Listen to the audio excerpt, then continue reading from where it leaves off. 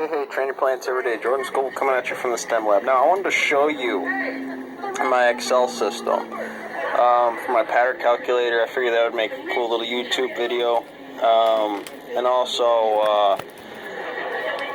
I got to do this fairly quickly, so when I use my Excel system here, you can do some pretty cool things. Firstly, here we got our master pattern calculator. So that's just what I have it saved on. So when I want to make multiple orders, or when I have multiple orders or stuff that I have to save, because it's going to take a long time frame to get it all done, I just click on that.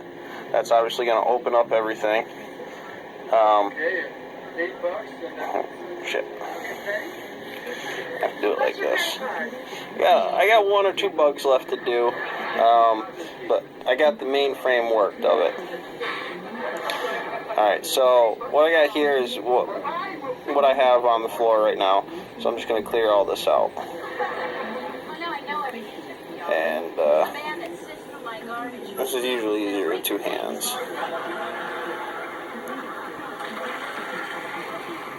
And that resets everything. Zeroes it all out. Alright. When I get in, I literally say, trying to do this through the... Alright, through another phone. Alright, so what you can do here, zero that all out. Alright, is firstly, this is our piece count. And what you have to do is you have to individually have these pieces, these sizes, multiplied by these pieces, number of pieces. So if you got 7 on there of 1x2s, it'll multiply that across once you come down, and it'll tell you how many square footage you have, but it'll also tell you how many pieces you have, and it'll total individual pallets for you. Okay, and as you're writing down, you got, start with the big dogs here, you got 5 of them, 7 of them. They are some of the hottest videos on social media. Those videos, I'll talk about that some stuff here in a second. 6 of those, 5 of them. And you enter it. And generally, you're going to work your way down or work your way up to whatever's easiest for you. Usually, I start with the 2x3s or the 1x's, and I'll just go right through sizes, and you just got to count them out. There's this many 1x's, you click that number in there, and it does the work automatically for you. And again, it'll tell you how many pieces you have on your pallet. It'll tell you how many individual pieces of each you have. It'll give you the square footage of each that you have. And also, if you have multiple pallets, this just makes it easier so you can type and see what you're doing when you go to figure out what's going on. So you can just write that number of square footage on there, write the sizes and the number of pieces you have for the pallet you have. But it'll also tell you the total. So when I'm going into multiple pallets, and I have to write that all on a tally sheet, so we're going to get into pallet 2 here. There's 5, enter, 7, enter, 4, enter, and you just work your way down. It'll tell you the total number of everything that you have. So you could write just that total out, but you could also individually tally everything. And you just want to make a pallet, you want to make both pallets on a tally sheet, you want to individually write both of them out on a pattern sheet, or you have to put them all together at the end to a pallet sheet. It'll tell you all that, and you can just go through and count up how many pieces you have. The only thing I need to do left here is, well, because you don't want to know individually the piece count, here is, yeah, that's what it is, sorry. This is the total piece count for everything on the pallets. This is the grand total square footage of each individual size, and the grand total of all the pieces. There's no point in just adding up all the numbers of pieces you want individually. This just helps you when you're making the count to make sure you got everything. If you typed in one of the wrong numbers, if you missized something for some reason. Alright, so let's get into the sum game here. What you have to do to make one of these, and This is generally a little bit more complicated than, you know, your standard setup, but we just need a column here, you need the given sizes, and you need the square footage of those pieces. Alright, so we don't have anything in there, but what we have down here in the total pieces that did the work is sum, which you got to get in here in the function button. I'll show you that in a second. And you want to sum that up, and you're just going to go C2, 2, and then that's going to add C2, C3, C4, C5. So if you wanted to change any of this, I got to do this without touching anything or fucking it all up.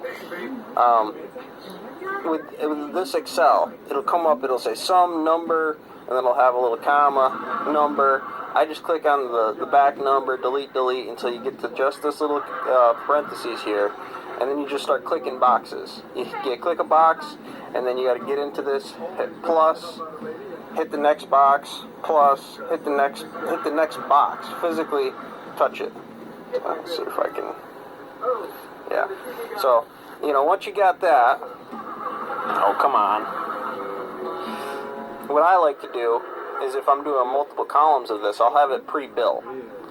And I'll just copy all that, and then I'll start this in the next button here, and I'll press that box, and I'll press paste, and it'll give me C2 and everything like that. And what I would do is just, you press that, and it'll highlight it. And then you press this box and it'll change it over for you. And you just go through changing all the numbers as you go. And then that'll automatically tally that through. So, we got that done. Let me go ahead and get this out of here. Make sure I didn't fuck anything up. Okay, we're good. Alright, so to get the square footage of everything, it's a little bit different. Now, this is somewhere where you have to multiply B2, or whichever column you may have it in, plus the number of pieces. So B2, you have to use this little symbol for multiply, this asterisk, C2. B2 times C2, which is the number of pieces, and that'll give you the square footage. Alright, now for that, to get the grand total in each piece, you have to come down here into this box, because that's where you want your total answer to be. You don't want it to be in any of these other answers. And then you're just going to take that and you're going to add these all together. So D2 plus D3 plus D4 plus D5. And again, with this Excel, you can just press the box. So again, that's F(x), and you got to find it'll come right up some. And then it'll look like that. What I do is I'll damn it. No.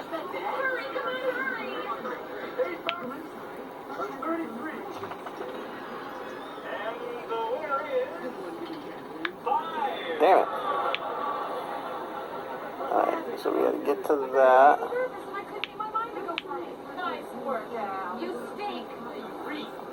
Alright, so, like I was saying, you would just take this number, that's E6, and there is a number in there, I just want to show you that. You come in here, I'm trying to do this left-handed with another camera in my hand, plus, and then you would press your next box that you want. Oh, that was E6 again, but that's not what I want. Ah. There we go. E5. And then you hit enter. So 5 plus 7 is 12. Alright, so that's what you want it to do. It's generally going to look like that. I'm going to clear that out here in a second. But once you get that done, then you got to start freezing out rows. So I actually did it in the wrong spot. This is where I need to debug. I actually wanted it to freeze out on this, so the whole thing slid over as I was going. And same thing, well, I really didn't want that, but so that way if you wanted to put multiple sheets on here, if you had different sizes, you need to do one for specifically yard work or what have you outside, and I needed one for 1.5 inches. I needed one for 2-inch. I needed one for full color. You know, if you need to make those different all on one XL screen, well, with the yard work you have to grade. You know, so what you would do in here is you would just do extra columns. You would just have the top one 1, and you would mark that as A, obviously the best, and then you would go B, C grade, or something to that effect. And then 1.5, that's 1.5 A, 1 by 1/6, and then you go 1 by 6 B, C for grading quality and what have you. And that'll also, you would want to integrate another price ratio next to that and have that in there. And then you would just do that same thing. You would just multiply the number of pieces times the square footage, and then that square footage times the grade that you want it to be in each given column, and then have that total down to, in the bottom, what was the total of that pallet and the price ratio if you would want to do something like that. Or some variable breakdown of these combinations of things. If you had to grand total it, you know, if that's where you wanted it to be for pallets. Again, usually for what we do in the mill, I don't get much over these sizes right here. And anything that's going to be, 3 by 3 is obviously 9 square feet. So I'm not too worried about, you know, finding something like that. A 29, I think, is 29.3 is 7.5, I think is what that is.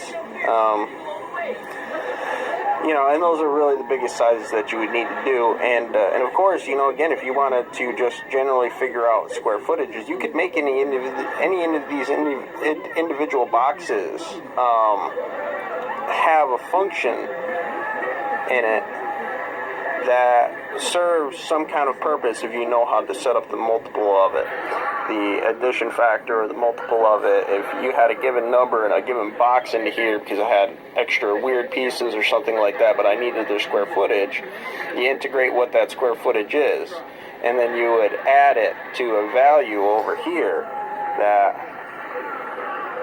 I did want to add a point there. I don't talk about it later in the video, but just want to change those colors a little bit. And a white screen, it can look a little dull.